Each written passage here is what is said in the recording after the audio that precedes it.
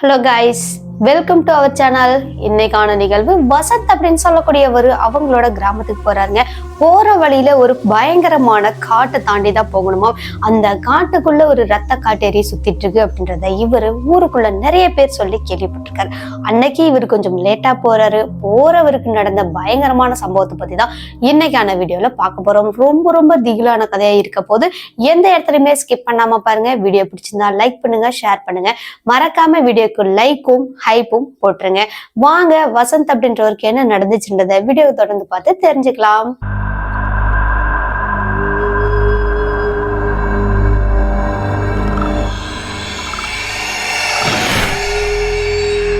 வசந்த் அப்படின்னு சொல்லக்கூடியவர் இந்த விஜயபுரம் அப்படின்னு சொல்லக்கூடிய ஒரு கிராமத்தை சேர்ந்தவருங்க. இந்த நபரோட ஊருக்கு போற வழியில ஒரு பயங்கரமான அடர்ந்த காடு ஒண்ணு சின்னதா தான் இருக்குமாங்க. அது ரொம்ப பெரிய ஃபாரஸ்ட் எல்லாம் கிடையாது, சின்னதா ஒரு காடு இருந்திருக்கு. அந்த காட்டுக்குள்ள பெரிய பெரிய மரங்களும் இருந்திருக்கு. அந்த மரத்து நடுவுல அங்கங்க அந்த ரத்த காட்டேரியோட அந்த உருவத்தை நிறைய பேர் பார்த்ததா அந்த ஊருக்குள்ள பேசிட்டு இருந்திருக்காங்க.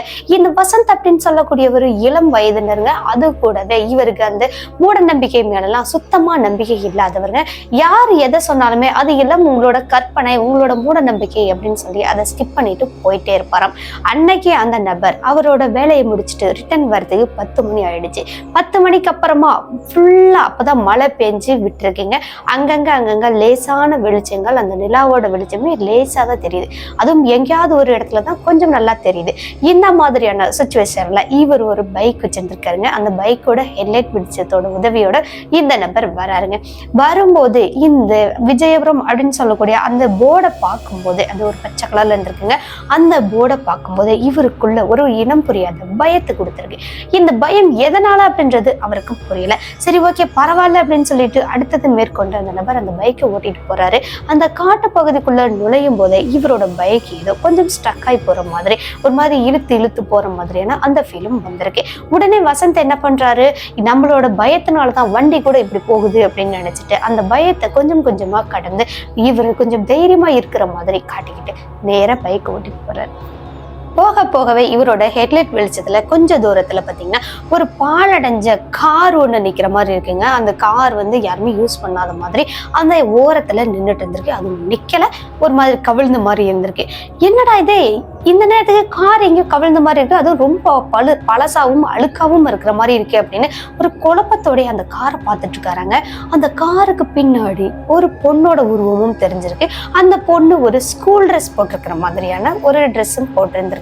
கூடவே அந்த பொண்ணோட முகம் எல்லாம் அங்கங்க ரத்த காயங்களா இருந்திருக்கு.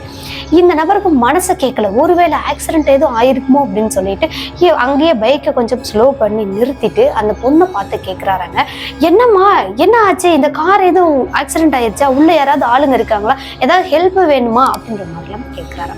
இப்போ இப்படி கேட்டதும் அந்த பொண்ணோட அந்த ரியாக்ஷன் எப்படி இருக்கும், ஆமா இல்லை அப்படின்ற மாதிரி ஏதாவது சொல்லியிருக்கணும்ல. ஆனால் எதுவுமே பேசவே இல்லையாங்க. எதுவும் பேசாம அமைதியாவே அந்த காரவே பார்த்துட்டு இருந்திருக்கு. உடனே இந்த நபர் அந்த பொண்ணு பதட்டத்தினாலதான் சொல்ல முடியல போட அப்படின்னு சொல்லிட்டு வசந்த் அந்த பைக்ல இருந்து இறங்கி அவரோட மொபைலோட டார்ச் லைட்டை ஆன் பண்ணிக்கிட்டு அங்க போறாங்க. அங்க போயிட்டு பார்த்தா அந்த காரு பல வருஷத்துக்கு முன்னாடி ஆக்சிடென்ட் ஆன மாதிரி இருந்திருக்குங்க. அந்த காருக்குள்ள அங்கங்க இந்த காட்டுல கொடிங்கெல்லாம் ஓடும்ல, அந்த மாதிரி எல்லாம் உள்ளெல்லாம் கொடிங்கெல்லாம் ஓடி இருக்குங்க. அதன் பிறகு அந்த பொண்ணை பாக்குறாருங்க. அந்த பொண்ணு அந்த இடத்துல இல்லை. இங்க நின்றுட்டு இருந்த அந்த பொண்ணை காணுமே அப்படின்னு சொல்லிட்டு வசந்த் ரொம்பவே பயந்து போயிட்டாரு, பதறி போயிட்டாரு. அடுத்து வேகமா அந்த பக்கம் இருந்து இவரோட பைக் நிக்குது பாத்தீங்களா, அந்த பக்கம் வராருங்க. அப்போதான் அந்த காரை மறுபடியும் நோட் பண்றாரு. அந்த காரு பாதை மண்ணுக்குள்ள புதைஞ்ச மாதிரியும் இருக்கு. கூடவே அந்த காருக்கு மேல ஃபுல்லா அந்த காட்டு கொடிங்கள்லாம் அப்படியே சுத்தின மாதிரியும் இருந்திருக்கு. அந்த காரே ரொம்ப பாழடைஞ்ச மாதிரி இருக்கு. இதையெல்லாம் பார்த்ததும் இன்னும் பயம் அதிகமாயிடுச்சு. இருந்தாலும் அந்த பொண்ணு எங்க போச்சுன்னு தெரியலையே, ரொம்ப அடியெல்லாம் பட்டுருந்துச்சு, அந்த பொண்ணு எங்க போச்சுன்னு தெரியல அப்படின்னு சொல்லிட்டு, பாப்பா நீங்க எங்கனாவது இருக்கீங்களா அப்படின்ற மாதிரி சத்தம் கொடுக்குறாருங்க. சத்தம் கொடுத்த 2வது செகண்டுங்க வசந்துக்கு முன்னாடி ஒரு காத்த மின்னல் வேகத்துல சர்ன்னு அந்த பொண்ணோட உருவம் நிற்குதுங்க. அப்பவும் அது ஸ்கூல் ட்ரெஸ்ல தான் இருக்கு. அங்கங்க ரத்தங்களும் இருக்கிற மாதிரி இருக்கு. அதன் பிறகு, பாப்பா நீ எங்கனாவது போகணுமா, உன்னை எங்கனாலும் கொண்டு போய் விடட்டுமா அப்படின்ற மாதிரி கேட்டிருக்காரு.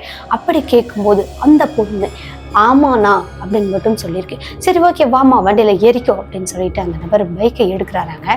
பைக்கு ஸ்டார்ட்ல ஆகவே இல்லை, சுத்தமா ஸ்டார்ட்டே ஆகலை. இந்த கீயை ஆன் பண்ணிட்டு ஆஃப் பண்ணிட்டு ஆன் பண்ணிட்டு ஆஃப் பண்ணிட்டு எவ்வளவோ ட்ரை பண்ணி பார்க்குறாங்க. சுத்தமாகவே அந்த பைக்கானது ஆனே ஆகலை. என்னென்ன ஆச்சு அப்படின்னு அப்பவும் அந்த பொண்ணு ரொம்ப கேஷுவலாக கேட்டிருக்கு. அப்போ இந்த நபரோட அந்த மொபைல் டார்ச் ஆனில் தானே இருக்கு. அந்த டார்ச் வெளிச்சத்தில் இந்த நபர் அந்த பைக்கை சுற்றி சுற்றி பார்க்குறாருங்க. ஏதாவது பிரச்சனையா என்னன்னுலாம் பார்க்குறாருங்க. பைக்கில் எந்த ப்ராப்ளமும் இருக்கிற மாதிரி தெரியல. உடனே இந்த பொண்ணு பின்னாடி நின்றுட்டு இருந்த அந்த சின்ன பொண்ணு பயங்கரமாக சிரிக்க ஆரம்பிச்சிருக்குங்க. இந்த பொண்ணு சிரிக்கிற சத்தமே இவரோட காதுல ரத்தம் வர வைக்கிற அளவுக்கு அவ்வளோ ஒரு பயங்கரமான சிரிப்பா இருந்திருக்குங்க. இந்த சிரிப்புல அவர் ஆடியே போயிட்டாரு. என்னமாப்பா இப்படி சிரிக்கிற அப்படின்னு அந்த பொண்ணு பக்கமா திரும்புறாங்க அந்த மொபைல் டார்ச்சோடைய.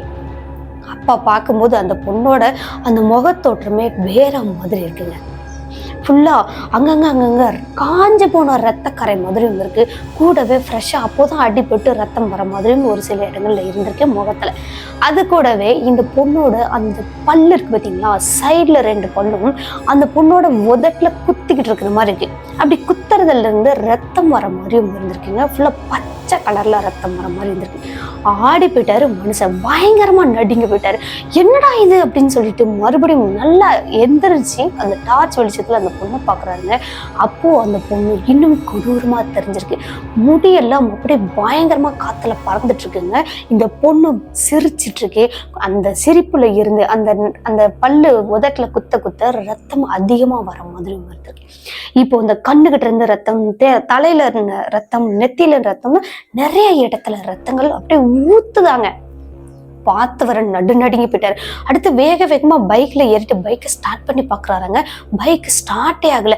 இது வேலைக்கே ஆகாதுடா சாமி அப்படின்னு சொல்லிட்டு அந்த பைக்கை விட்டு இந்த பக்கம் இவர் ஆல்ரெடி வந்தார் பாத்தீங்களா, அந்த சைட்லயே ஓட ஆரம்பிச்சிருக்காருங்க. அந்த சைடு போனோம்னா கொஞ்சம் மெயின் ரோடு பக்கமா இருக்கு. அங்க போய் யாராவது ஹெல்ப் கேட்டுக்கலாம் அப்படின்னு சொல்லிட்டு வேக வேகமா ஓடுறாங்க. இவர் ஓடி போயிட்டு ஒரு இடத்துல நிக்கிறாருன்னா இவர் ரொம்ப கஷ்டப்பட்டு மூச்சு வாங்கிதான் அந்த இடத்துல போய் நிப்பாராம். பார்த்தா அந்த பொண்ணோட உருவம் பின்னாடியே சிரிச்சுக்கிட்டே வர மாதிரி இருக்குமாங்க. இப்படியே அந்த நபரும் எவ்வளோ தூரம் ஓடுறாராங்க. இவருக்கு கால் வலியே வந்துருச்சு. அவ்வளோ தூரம் ஓடியுமே அந்த மெயின் ரோடு வரவே இல்லை. கடைசியா பார்த்தா இந்த நபர் அந்த காட்டுக்குள்ளேயே தான் சுத்திட்டு இருக்கிறாரு. எங்கேயுமே அந்த மெயின் ரோடு பக்கம் அவர் போகவே இல்லை. ஆனா இவருக்கு போற பாதையெல்லாம் வேற மாதிரி மாறுற மாதிரிலாம் தெரிஞ்சுச்சான். ஆனா என்ன ஏதுன்னு தெரியல. மறுபடியும் அந்த காட்டுக்குள்ளேயே தான் அவர் சுத்திட்டு இருந்தாராம். இப்படியே நடந்துட்டு இருக்கும்போது இது வேலைக்கே ஆகாதடா சாமி அப்படின்னு சொல்லிட்டு போனை எடுத்து யாருக்காவது ஃபோன் பண்ணலாம் அப்படின்னு பாக்குறாரு. போனு நோ சர்வீஸ். என்னடா இது இப்படி இந்த காட்டுக்குள்ள வந்து நம்ம மாட்டிக்கிட்டோமே, என்னடா பண்றது, எவ்வளவு தூரம் ஓடினாலும் நம்மளால முடியலையே அப்படின்னு சொல்லி திரும்பி பாக்குறாங்க. திரும்பி பார்க்கும்போது ஆல்ரெடி இவரோட பைக்கும் அந்த காரும் இருந்துச்சு பார்த்தீங்களா, அந்த இடம் தான் இருக்கு. இப்ப பார்க்கும்போது அந்த இடத்துல காரை காணோம். இவரோட பைக் மட்டும்தான் நின்றுட்டு இருக்கு. அந்த பைக்லயுமே வந்து அங்கங்க அந்த காட்டுல இருக்கும்ல கொடிங்க, அந்த மாதிரி கொடிங்கள் ஏதோ சுத்திட்டு இருக்கிற மாதிரி இருக்கு. ஓ, இந்த கொடிங்க சுத்திட்டு இருக்கிறதுனாலதான் பைக்கை நம்மளால ஸ்டார்ட் பண்ண முடியல போல அப்படின்னு சொல்லிட்டு வேக வேகமா வசந்த் வராறாங்க. அந்த பைக்கு கிட்ட இருந்த அந்த கொடியெல்லாம் பிச்சு விட்டுட்டு அதுக்கப்புறமா பைக்கை ஸ்டார்ட் பண்றாரு. இந்த முறை பைக் ஸ்டார்ட் ஆயிடுச்சு.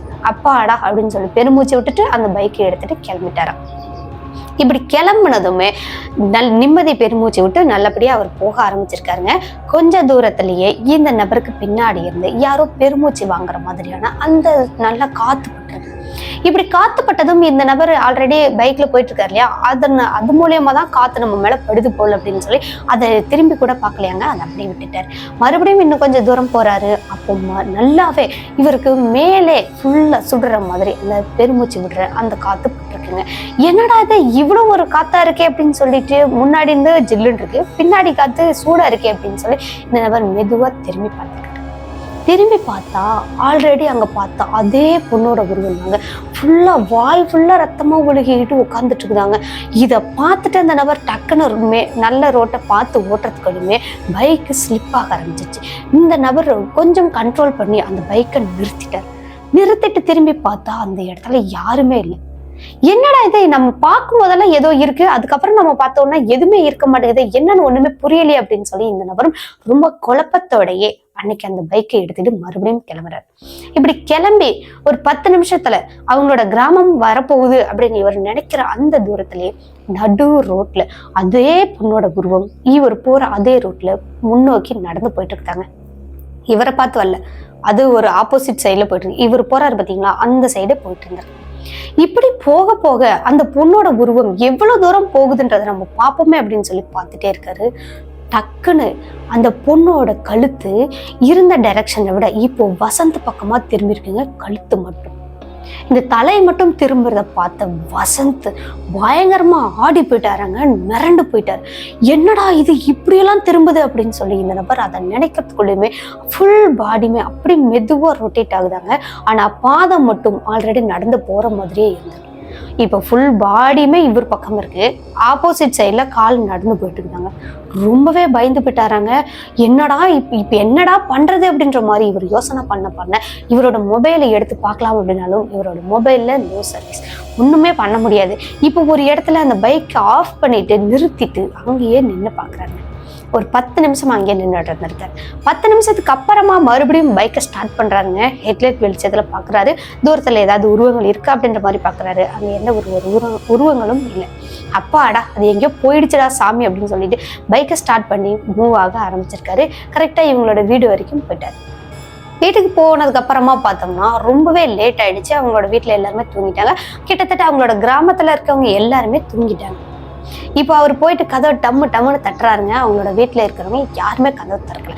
சரி இதுக்கு மேல கதவை திறந்தாலும் நம்மளை திட்டுவாங்களே அப்படின்னு சொல்லிட்டு நம்ம திண்ணை மேலே படுத்துக்கலாம் அப்படின்னு படுத்துறது. நல்லா அந்த திண்ணை மேல படுத்து தூங்க ஆரம்பிச்சுட்டாராங்க. அவருக்கு பசி இருந்தாலும் அதை பெருசு பண்ணாம பயத்திலே தூங்கிட்டார். நல்லா ஆழ்ந்த தூக்கத்துல இருந்தவருக்கு திடீர்னு யாரோ இவங்களோட காலை பிடிச்சி இழுக்கிற மாதிரியான அந்த ஃபீல் வந்துருக்கு. நல்லா ஆழ்ந்த தூக்கத்துல இருந்தவங்க லேசான தூக்கத்துக்கு மாறுறாங்க. பார்த்தா இவங்களோட காலை பிடிச்சி இவரை கீழே இழுக்கிற மாதிரி இழுத்துட்டே இருந்தாங்க. சரி யாராடா இருக்கும் அப்படின்னு மெதுவா கண்ணை திறந்து பாக்குறாராங்க. அங்க திறந்து பார்க்கும்போது அந்த இடத்துல அதே ட்ரெஸ்ஸு, அந்த யூனிஃபார்ம் போட்ட அந்த பொண்ணு இவரோட காலை பிடிச்சி கீழ் பக்கமா இழுத்துட்டு இருந்தாங்க. இவரோட காலடியிலேயே தான் அந்த உருவம் உட்கார்ந்துட்டு இருந்திருக்கு. பார்த்தவர் நடுநடுங்கி போயிட்டாராங்க. ஏய் இங்க எதுக்கு வந்த, போ போ அப்படின்னு இவரும் கத்துறாராங்க. உடனே இவங்களோட வீட்டு பக்கமா போயிட்டு கதவை தட்டலாம் அப்படின்னாலுமே இவங்களோட வீட்டுல இருக்கிறவங்க யாருமே கதவை திறக்கவே இல்லை. வேகமா இந்த நபர் அந்த திண்ணையில இருந்து எந்திரிச்சு அந்த அந்த தெரு ரோடு இருக்கு பார்த்தீங்களா, அந்த தெரு ரோட்ல வந்து நின்றுட்டாராம். நின்றுட்டும் திரும்பி பாக்குறாருங்க. அந்த பொண்ணோட உருவம் அங்கேயேதான் உட்காந்துட்டு இருக்கு, எங்கேயுமே போகவே இல்லை. நீ வா இங்க, நீ வா, உன்னை நான் வேட்டையாடாம விட மாட்டேன், வா வா அப்படின்னு கூப்பிடுதாங்க. ஆல்ரெடி இவர் கேள்விப்பட்டிருக்காரு. அந்த பக்கம் போனவங்க யாருமே உயிரோட திரும்பினதா இந்த ஊர்ல யாரும் பேசிக்கிட்ட மாதிரி தெரியல. இவர் ஒருத்தர் தான் உயிர் தப்பிச்சு வந்திருக்கிறாரு. இப்போ இவரையும் வேட்டையாடதான் அந்த ரத்த காட்டேரி வந்திருக்கு அப்படின்றத புரிஞ்சுக்கிட்டவரு நான் வரமாட்டேன் அப்படின்னு சொல்லிட்டு வேகமா ஓடுறாராங்க. எங்க இவங்களோட ஊர்ல உள்ள அந்த கோவிலுக்கு ஓடுறாரு. கோவிலுக்குள்ள போயிட்டோம் அப்படின்னா அந்த பேயெல்லாம் வராது அப்படின்றது ஒரு நம்பிக்கை இருக்கு இல்லையா, அதனால வேகமா இவங்களோட ஊர்ல உள்ள அந்த கோயிலுக்கு ஓடுறாருங்க.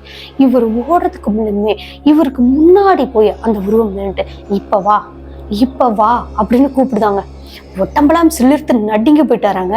அவ்வளோ நேரத்துக்கு ஊர்ல யாருமே எந்திரிக்கல. இப்போ நாய்ங்கெல்லாம் ஒரு 5-6 நாய் சேர்ந்துக்கிட்டு இவருக்கு முன்னாடி இருந்து கத்துதாங்க, கொலைக்குதான். அப்படியே ஒண்ணுக்கு சண்டை விட்டுக்கிற மாதிரி அந்த ஆன்மா கிட்ட அப்படியே கத்திக்கிட்டே அதை பயமுறுத்துற மாதிரி பண்ணிட்டு இருந்திருக்கு.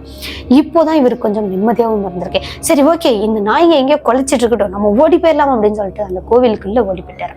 அங்க ஓடி போயிட்டு அந்த கதவு, கோயிலோட அந்த சாமியோட கதவு சாத்திதான் இருக்கு, இருந்தாலும் அந்த இடத்துக்கு வந்துட்டோம் அப்படின்ற ஒரு சேஃப்டி இருக்கு அப்படின்ற நம்பிக்கையில அங்கேயே நின்றுட்டு இருந்திருக்காரு. பார்த்தா அங்க சுத்தி நின்று அந்த நாய்கள் எல்லாமே இப்போ அந்த ஆன்மா பின்னாடியே கொலைச்சுக்கிட்டே போதாங்க. அந்த நாய் கொலைக்கிறத பார்த்துட்டு இந்த காட்டேரி, அந்த ரத்த காட்டேரியானது மெதுவா பறந்து போகுதாங்க. சல்லுன்னு ஒரு இடத்துல போயிட்டு மறைஞ்சும் போயிடுச்சு. இப்படி மறைஞ்சு போனதுக்கு அப்புறமா இங்க வசந்துக்கு தூக்கி வாரி போட்டுருச்சு. இப்படியெல்லாம் கூட நடக்குமோ அப்படின்னு சொல்லிட்டு அங்கேயே உள்ள திருநீரை எடுத்து வச்சுட்டு அன்னைக்கு கோயிலே படுத்துட்டாரு. வீட்டுக்கு வராத வசந்த இவங்க அப்பா அம்மா யாருமே கண்டுக்கவும் இல்லை. இவரும் விடிய அங்கேயே கோயிலே படுத்து தூங்கி இருந்துட்டு காலையில எழுந்து இவங்களோட வீட்டுக்கு போறாங்க. வீட்டுக்கு போகும்போது பார்த்தா வசந்தோட பைக் அங்க தானே நின்றுட்டு இருந்துச்சு. அதனால பைக் இங்க நிறுத்திட்டு எங்கடா போன, வந்தா கதவை தட்ட மாட்டியா, கூப்பிட மாட்டியா அப்படின்னு அவங்களோட அம்மா பயங்கரமா திட்டிருக்காரு. இப்ப திட்டினதுக்கு அப்புறமா வசந்த் என்ன சொல்றாருன்னா, அம்மா எவ்வளவு டைமா உனக்கு கதவை தட்டுறது, நீ தான் எந்திரிக்கவே இல்லை, நான் வந்தது 10 மணிக்கு மேல ஆயிடுச்சு அப்படின்ற மாதிரி சொல்லிருக்காரு. என்னடா சொல்ற, 10 மணிக்கு மேல ஆயிடுச்சா, அப்போ அந்த காட்டு வழியா தான் நீ வந்தியா அப்படின்னு கேட்கிறாங்க. இல்லம்மா அப்படின்றத சமாளிச்சுட்டு இன்னொரு வழி இருக்குதாங்க, அது மூலியமா தான் நான் வந்தேன் அப்படின்றத சொல்லியிருக்காரு. சொன்னதுக்கு அப்புறமா அப்பாடா எப்படியோ நீ அந்த காட்டு வழியில வராம வந்துட்டியா, அதுவே தப்பிச்சோண்டா அப்படின்னு சொல்லி அவங்களோட அம்மாவும் நிம்மதி பெருமூச்சு விட்டுட்டு வசந்த வீட்டுக்குள்ள கூப்பிட்டுருக்காங்க.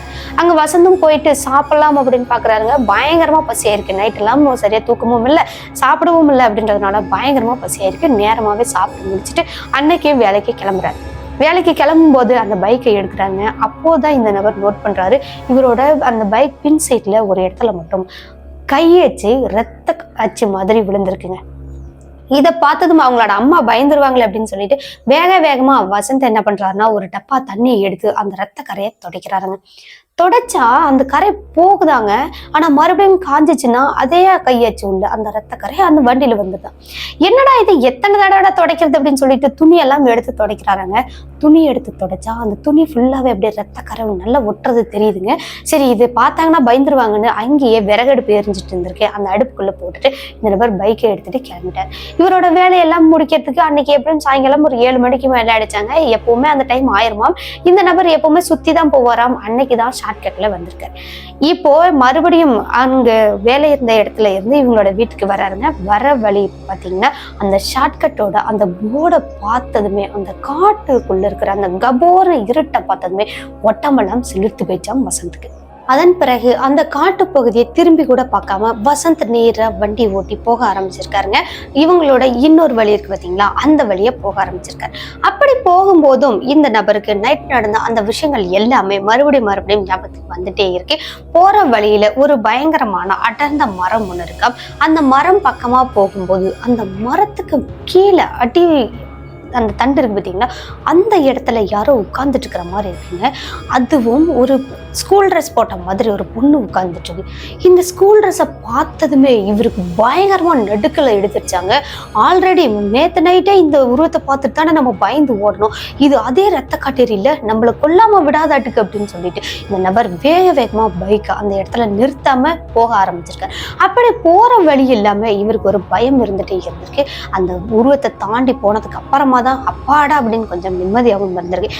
எப்பாடா எப்படியும் நம்ம தப்பிச்சிட்டோம்டா அப்படின்னு நினைச்சிட்டு இந்த நபர் கொஞ்சமா ஸ்மைல் பண்ணிட்டு வண்டி ஓட்டிட்டு போயிட்டு இருக்காருங்க. அந்த ஸ்மைல் அவ்வளோ நேரம் நீடிக்கவே இல்லை. அடுத்து ஒரு சில செகண்ட்குள்ளேயுமே அந்த சிரிப்புக்கு பதிலாக பயங்கரமான அந்த பயம் இவரை வந்து பயமுறுத்த ஆரம்பிச்சிருக்கு. என்னன்னா இவருக்கு பின்னாடி இருந்து யாரோ கூப்பிடுற மாதிரி இருக்கு. நில்லு, நீதான் எனக்கு வேணும், நில்லு, நான் உன்னை விட மாட்டேன் அப்படின்னு யாரோ பேசுற மாதிரி இருக்குங்க. இந்த முறை அவர் சைடு மிரர்ல பாக்குறாரு. அந்த பொண்ணோட அந்த கருவிலாம் அப்படியே ஜொலிக்குதாங்க. பயங்கரமா மின்னிருக்கு. அந்த வெள்ளை வெளியெல்லாம் பார்த்தீங்கன்னா வெளியேறனே இருந்திருக்கு. அவ்வளோ ஒரு பயமா இருந்திருக்கு இந்த நபருக்கு. சைடு மிரர்ல பார்க்கும்போதே இப்படி இருக்கே அப்படின்னு நினைச்சிட்டு இந்த நபர் திரும்பவே இல்லையாங்க. வண்டி போய்கிட்டே இருக்கு. ஒரு இடத்துக்கு மேல வண்டி பெட்ரோல் இல்லைன்னா ஒரு மாதிரி இழுத்து போகல, அந்த மாதிரி போயிட்டு ஒரு இடத்துக்கு அப்புறம் அந்த வண்டி ஆஃபே ஆயிடுச்சு. ஆஃப் ஆனாலுமே இந்த வசந்த் என்ன பண்றாருன்னா இந்த இடத்துல நம்ம நிக்கவே கூடாது அப்படின்னு சொல்லிட்டு பைக்கை ஸ்டாண்ட் போட்டு நிறுத்திட்டு வேகமா ஓட்டம் எடுத்து ஓட ஆரம்பிச்சிருக்காரு. இவங்களோட கிராமமும் இப்ப கொஞ்சம் போறதெல்லாம் சுத்தி தானே போயிட்டு இருக்கிறாங்க. அப்படி போற இடம் கொஞ்சம் லாங்காவும் இருந்திருக்கு. என்னடா இது இவ்வளவு தூரம் நம்ம ஓடுறதா இருக்கு அப்படின்னு சொல்லிட்டு வேகமா ஓடுறாங்க. ஓடி போயிட்டு ஒரு இடத்துக்கு அப்புறமா இவரால் ஓட முடியல, நெஞ்செல்லாம் அடைக்கிற மாதிரி இருந்திருக்கு. அந்த இடத்துல நின்றுட்டாரு. அதுக்கப்புறம் மொபைலோட டார்ச்சை போட்டுக்கிட்டு அந்த வழியிலே நடந்து போக ஆரம்பிச்சிருக்காரு. இப்போ நடந்து போகும்போது இந்த நபர் கூடவே யாரோ நடந்து வராங்க. சரிக்கு சமமா நடந்து வராங்க. இப்போ அந்த நபரோட கையை யாரோ தொடர மாதிரியும் வந்திருக்கு. இப்படி தொடர அந்த ஃபீல் வந்ததுமே டக்குன்னு கையை மேலே தூக்கிட்டு இந்த லைட்டை வந்து திருப்பி பார்க்கறாங்க. அந்த டார்ச்சை திருப்பி பார்க்கும்போது அந்த இடத்துல யாருமே இல்லை. ஒருவேளை இந்த காத்து தான் நம்மளை இந்த மாதிரி பயமுறுத்திருக்குமோ அப்படின்னு சொல்லிட்டு அதையும் பெருசு பண்ணாம நேரா அந்த டார்ச்சை பிடிச்சிக்கிட்டு நடந்து போக ஆரம்பிச்சிருக்காரு. கொஞ்ச தூரத்திலே இந்த நபரோட முதுக பிடிச்சி யாரோ இழுக்கிற மாதிரி இழுத்துட்டு அந்த தார் ரோட்லயே இந்த நபர் கீழே விழுந்துட்டாராங்க. இப்படி மல்லாக்கா விழுந்ததுல தலையில கொஞ்சம் அடியும் பட்டுச்சு. அந்த வலியோடய தேய்ச்சிக்கிட்டே இந்த நபர் அந்த டார்ச்சை கீழே விடாமலே இருந்திருக்காருங்க. அந்த டார்ச்சை திருப்பி பார்த்திருக்காரு. பார்க்கும்போது முன்னாடி நாள் பார்த்தா அதே பேயோட உருவம் தான் அங்க நின்றுட்டு. இப்போ அந்த பேய் என்ன பண்ணுதுன்னு பாத்தீங்கன்னா இவர் மேல டக்குன்னு ஏறி உட்கார்ந்துருச்சாங்க. உட்கார்ந்ததுகிட்ட இருந்து இவரால் எந்திரிக்கவே முடியல, சுத்தமா எதுவுமே பண்ண முடியல, கத்த கூட முடியல. இந்த கையை வச்சு அந்த உருவத்தை கீழே தள்ளலாம் அப்படின்னு ஃபோர்ஸா தள்ளுறாரு. ஆனா கொஞ்சம் கூட இவர் தள்ளுற அந்த ஃபோர்ஸுக்கு அந்த உருவம் கொஞ்சம் அசைய கூட இல்லையாங்க. என்னடா இது இப்படி வந்து நம்ம மாட்டிக்கிட்டோமே, நம்ம செத்துதான் போக போறோம் அப்படின்றதெல்லாம் இவர் நல்லா பயந்து போய் நடுங்கி போயிட்டாராம். அதன் பிறகு அந்த டார்ச் லைட்டை கீழே வச்சுட்டு அந்த உருவத்தை 2 கையிலையும் ஃபுல் ஃபோர்ஸோட கீழே தள்ளுறாங்க. ஒரு வழியா அந்த உருவத்தை கீழே தள்ளிட்டார். தள்ளிட்டு நிமிர்ந்து உட்காரலாம் அப்படின்னு உட்கார்ந்தா இவரோட அந்த தோல் மேல முதுகு பக்கமா யாரோ உட்காடுற மாதிரி இருந்திருக்கு. இப்படி உட்கார்ந்தா அந்த வெயிட் இவரால் தாங்கவே முடியலையாங்க. ஷோல்டர் எல்லாம் அப்படி உடச்சிக்கிட்டு போற மாதிரி அவ்வளோ ஒரு வெயிட்டா இருந்திருக்கு. கூடவே இந்த நபரோட கையை பிடிக்கிற மாதிரி இருக்கு. கையை பிடிச்சி யாரோ கட்டிக்கிறதுக்கு வந்தா எப்படி இருக்கும், அந்த மாதிரி ஃபீல் ஆயிருக்குங்க. இப்போ உடனே இந்த நபர் அந்த டார்ச்சை எடுத்து இந்த பக்கமா திருப்பி பார்க்குறாரு. டார்ச் லைட் பட்டுச்சு அப்படின்னா அந்த இடத்துல அந்த உருவம் இருக்கிறது இல்லையா. இப்போ பின்னாடி முதுகு மேல உட்காந்துட்டு இருந்துச்சுல, இப்போ இந்த முதுகு பக்கமா திருப்பி பார்ப்போமே அப்படின்னு சொல்லிட்டு டார்ச்சை திருப்புறாராம். ஒரு 2 செகண்ட் கூட ஆகலையாங்க, அந்த இடத்துல இருந்து அந்த உருவம் ஓடியே போதும். வேக வேகமா ஓடும்போது அந்த கொலுசு ஜல் ஜல் ஜல்னு போட்டு ஓட்டமா ஓடுதாங்க. அவ்வளோ தூரத்துல ஓடுற அந்த கொலுசோட சத்தம் இந்த நபருக்கு பக்கத்திலே இருக்கிற மாதிரி அந்த சத்தங்கள் கேட்டிருக்கு. இதுக்கப்புறம் நம்ம இங்க ஒரு நிமிஷம் கூட தாமதிக்க கூடாது அப்படின்னு சொல்லிட்டு வேக வேகமா அந்த நபர் எழுந்து ஓட்டம் பிடிச்சு ஓட ஆரம்பிச்சிருக்காருங்க இவங்களோட கிராமம் வரைக்கும். அங்க போயிட்டு அப்பாடா கிராமத்துக்குள்ள வந்துட்டோம் அப்படின்னு சொல்லிட்டு கொஞ்சம் வெளிச்சமா இருக்கிற இடத்துல உட்கார்ந்துருக்காங்க. உட்கார்ந்து இந்த நபர் பாட்டுக்கு இப்படி எல்லாம் நடந்துருச்சே, நம்ம என்னதான் பண்றதுன்னு தெரியல, இதை நம்ம யார்ட்டையா சொன்னா கூட யாரும் நம்ப மாட்டாங்களே அப்படின்னு இவரே பேசிட்டு இருந்திருக்காருங்க. அப்போ ஆமா, நீ யார்கிட்ட போய் சொன்னாலும் உன்னை எதுவும் பண்ண முடியாது, கண்டிப்பா நீ எனக்கு பலிதான் அப்படின்னு யாரும் சொல்றாங்க. அதுவும் ஒரு பொண்ணோட குரல். இப்படி சொன்ன அந்த குரலை கேட்டதும் வசந்த் இன்னும் நடுநடுங்கி போயிட்டாருங்க. உடனே வெளிச்சமா தானே இருக்கு, எல்லா இடத்துலயும் சுத்தி சுத்தி பாக்குறாருங்க. எங்க இருந்து அந்த சத்தம் கேக்குதுன்னே தெரியல. கொஞ்ச நேரத்துல ஒரு மரத்துக்கு பக்கத்துலதான் உட்காந்துருப்பாராட்டுங்க. அந்த மரத்துக்கு மேல இருந்து ஏதோ ஒரு கை மட்டும் கீழே வரைக்கும் தொங்கிட்டு இருக்கிற மாதிரி இவருக்கு ஒரு ஃபீல் ஆயிருக்கு. அப்படி ஃபீல் ஆனதும் இந்த நபர் மேல அண்ணாந்து பார்த்திருக்காருங்க. தலைகீழ அந்த உருவம் தொங்கிட்டு இருந்திருக்குங்க. இவரோட கழுத்து பக்கத்துல கையை வச்சுட்டு வர மாதிரி தலைகீழ தொங்கிட்டு இருந்திருக்கு. அவ்வளோ ஒரு பெரிய கையா நீண்டு போய் இருந்துச்சாங்க. அந்த இடத்துல இருந்து ஒரு 2-3 அடி இந்த பக்கம் நகர்ந்து போயிட்டு அதுக்கப்புறமா அந்த உருவத்தை பாக்குறாருங்க. இப்போ இன்னும் கொடூரமா இருந்திருக்குங்க அந்த உருவம். இதுகிட்ட இருந்து நம்ம தப்பிக்கவே முடியாதுடா சாமி அப்படின்னு சொல்லிட்டு இந்த நபர் உட்கார்ந்துருக்க இடத்துல இருந்து கொஞ்ச தூரத்துலயே கோவில் இருக்கு, அந்த கோவிலுக்குள்ள ஓடுறாரு. அங்க போயிட்டு திருநீரை பட்டையை எடுத்து அடிச்சுட்டு அந்த திருநீரை கையில எடுத்துக்கிட்டு அந்த கோயிலுக்கு விட்டு வெளியே வந்திருக்காரு. வெளியே வந்துட்டு அதுக்கப்புறமா அந்த உருவம் இப்போ வா அப்படின்ற மாதிரி இவர் கூப்பிட்டுருக்காருங்க தைரியமா. இப்போ அவர் கூப்பிட அந்த உருவங்கள் எதுவுமே அங்க வரவும் இல்லை, இவர் அதை பார்க்கவும் இல்லை. அடுத்தது சரி இதுக்கப்புறம் நமக்கு எந்த பிரச்சனையும் இருக்காது அப்படின்னு சொல்லிட்டு அந்த திருநீரை கையோட எடுத்துக்கிட்டே இந்த நபர் வீடு வரைக்கும் போறாரு. வீட்டுக்கு போனதுக்கு அப்புறமா அந்த திருநீரை கீழே போட்டு கை காலெல்லாம் முகமெல்லாம் கழுவிட்டு அதுக்கப்புறம் கதவை தட்டலாம் அப்படின்னு தட்டிருக்காருங்க. ஒரே ஒரு தட்டு தான் விழுந்துச்சாங்க. அடுத்த செகண்டே இந்த நபரை பின்னாடி இருந்து யாரோ தள்ளுற மாதிரி அந்த ரோட்லயே போய் பொத்துன்னு விழுந்துட்டாருங்க. ஆல்ரெடி இவருக்கு தலையில அடிபட்டிருக்கு. இப்போ மறுபடியும் விழுந்ததும் இந்த நபர் மயக்க நிலைக்கே போயிட்டாரு. அதுக்கப்புறம் இவருக்கு என்ன நடந்துச்சு ஏது நடந்துச்சு அப்படின்றது எதுவுமே தெரியலங்க. இந்த விஷயங்கள் எல்லாமே முடிஞ்சதுக்கு அப்புறமா இவங்க காலையில விடிஞ்சுதான் அவங்களோட அப்பா அம்மா அந்த கதவை திறந்திருக்காங்க. இப்போ போயிட்டு வசந்தை பார்த்தோம் அப்படின்னா அவர் மயக்க நிலையில பயங்கரமா அடிபட்டு ரத்தம் எல்லாம் வெளியே போய்கிட்டு இருந்திருக்காங்க. இப்படி பார்த்ததும் இவங்களோட அப்பா அம்மா எல்லாம் பதறி போயிட்டாங்க. ஐயோ பையன் உயிரோடு இருக்கானா இல்லையா தெரியலையே அப்படின்னு சொல்லிட்டு வேகமா ஹாஸ்பிட்டலுக்கு தூக்கிட்டு இருக்காங்க. அங்க போயிட்டு இந்த நபர் ரொம்ப சீரியஸா இருந்திருக்காங்க. ஐசியூல எல்லாம் வச்சிருந்திருக்காங்க. இந்த நபருக்கு அடிப்பட்ட இடமெல்லாம் அந்த தையல் எல்லாம் போட்டு எல்லாமே பண்ணிருக்காங்க. ஆனா இந்த நபர் ரொம்பவே சீரியஸா கண்ணு முழிக்காமலே இருந்திருக்கு. அதுக்கப்புறம் இவங்களோட அப்பா அம்மா எல்லாருமே போய் பேசி அந்த நபர் கண்ணை முழிக்க வைக்கலாம் அப்படின்னு சொல்லி போறாருங்க. ஆனா கண்ணை முழிக்காமலே இவருக்கு நடந்த விஷயங்களை அப்படியே வளர்ற மாதிரி அறகுறையா இந்த மாதிரியான நடந்துச்சு அப்படின்றதெல்லாம் சொல்லியிருக்காங்க. அதுக்கப்புறமா தான் இவங்களோட அப்பா ஒரு டவுட் மூலியமா தான் இவரோட பைக் அங்க விட்டுட்டு வந்தார் பார்த்தீங்களா, அங்க போயிட்டு பார்க்கலாம் அப்படின்னு போயிருக்காருங்க. கரெக்டா அங்கதான் அந்த பைக் இருந்திருக்கு. ஆனா கண்டிஷன் நல்லா தான் இருந்திருக்கு. பெட்ரோல் இல்லாமலோ அல்லது வேற எந்த என்ஜின் ப்ராப்ளமோ எதுவுமே இல்லாம நல்லா தான் இருக்கு. அந்த பைக் எடுத்துட்டு மறுபடியும் ஹாஸ்பிட்டல் வராரு. வந்துட்டு இங்க வசந்த பார்த்தா வசந்த் இறந்து போயிட்டாரு. இதுக்கப்புறம் அவரை காப்பாற்றவும் முடியல. என்ன பண்ணியுமே அவரை காப்பாற்ற முடியாத அந்த சுச்சுவேஷன்ல இவங்களோட அப்பா அம்மா ரொம்பவே பரிதவிச்சு போயிட்டாங்க. பயங்கரமா கதறி அழுதுருக்காங்க. அதன் பிறகு வசந்தோட அந்த பாடியை வீட்டுக்கு எடுத்துட்டு வராங்க. எடுத்துட்டு வந்துட்டு இங்க நல்லடக்கம் எல்லாம் செய்யணும்ல, அதெல்லாம் செஞ்சு இறுதி சடங்கெல்லாம் முடிச்சுட்டாங்க. நல்லடக்கமும் செஞ்சு முடிச்சாச்சு. அதன் பிறகு இவங்களோட அப்பா அம்மா எல்லாமே இங்க வந்த சொந்தக்காரங்களாம் எப்படி இறந்தான் என்னன்னுலாம் கேட்பாங்க இல்லையா. அப்போ வெளியே வந்து பார்க்கும்போது கீழ் விழுந்து கிடந்தான். அதுக்கு முன்னாடி நடந்த விஷயங்கள் எல்லாத்தையுமே சொன்னா யாருமே நம்பவே இல்லைங்க. ஆனா அந்த ஊர்ல இருக்கிற ஒரு சிலர் மட்டும் நம்பினாங்க. ஏன்னா அவங்களோட வீட்லயும் இந்த மாதிரியான சம்பவங்கள்லாம் நடந்திருக்கு. அப்போ அந்த ரத்த காட்டேரியினாலதான் நம்ம ஊர்ல வந்து அந்த வழியா வரவங்க எல்லாம் பலியாகிறாங்க அப்படின்றத தெரிஞ்சுக்கிறாங்க. அந்த வழியை நம்ம இனிமே பயன்படுத்தவே கூடாது அப்படின்றத முடிவு பண்ணிருக்காங்க. ஆனா காலப்போக்கில் அந்த வழியை பயன்படுத்தக்கூடிய அந்த சுச்சுவேஷன் வந்ததுக்கு அப்புறமா மாந்திரிகர்கள் எல்லாம் வச்சு அந்த பூஜை எல்லாம் செஞ்சு அந்த ரத்த கட்டேரி அந்த இடத்துல இருந்து விரட்டிட்டாங்க. அந்த காடு பகுதி மாதிரி இருந்த அந்த மரங்கள் எல்லாத்தையுமே வெட்டிட்டு இப்போ மக்கள் புழங்கக்கூடிய ஒரு இடமாரியும் மாத்தியாச்சு. அதன் பிறகு அந்த காட்டு பகுதியில இருந்த அந்த அமானுஷங்கள் எதுவுமே நடக்கவும் இல்லை. இவங்களோட கிராமத்துல இருக்கிறவங்க எல்லாருமே அந்த வழியை பயன்படுத்துறாங்க. ஆனா எந்த ஒரு பிரச்சனையும் இல்லாம நல்லபடியா தான் இருக்கிற மாதிரி. இந்த சம்பவத்தை நமக்கு சொன்னவங்க வசந்தோட ஃப்ரெண்ட்ஸ் தாங்க. இந்த நிகழ்வு நடக்கும்போது எங்களுக்கு ரொம்பவே கஷ்டமா இருந்துச்சு சிஸ்டர், அவனோட இழப்புல இருந்து எங்களால் மீண்டு வரவே முடியல அப்படின்ற மாதிரி இந்த நிகழ்வை அவங்க சொல்லி முடிச்சிருக்காங்க. இந்த நிகழ்வை சொன்ன அவங்களுக்கு ரொம்ப ரொம்ப நன்றியையும் சொல்லிடலாம், கூடவே ஆறுதலாகவும் சொல்லிடலாங்க. என்னன்னா நீங்க வந்து வசந்தோட அந்த இழப்புல இருந்து மீண்டு வந்து கொஞ்சம் நல்ல நிலைமைக்கு வந்தீங்கன்னா தான் வசந்தோட அவங்க பேரண்ட்ஸை நீங்க ஏதாவது ஒரு சப்போர்ட் பண்ணி அவங்கள வந்து தேத்த முடியும் அப்படின்றத சொல்லிட்டு இன்னைக்கான நிகழ்வை இதோட முடிச்சுக்கலாம். இந்த வீடியோ எப்படி இருந்துச்சுன்னு மறக்காம கமெண்ட் பாக்ஸ்ல கமெண்ட் பண்ணுங்க. வீடியோ பிடிச்சிருந்தா லைக் பண்ணுங்க, ஷேர் பண்ணுங்க. மறக்காம நம்மளோட சேனலுக்கு ஹைப் அப்படின்ற ஆப்ஷனை கிளிக் பண்ணிட்டுருங்க.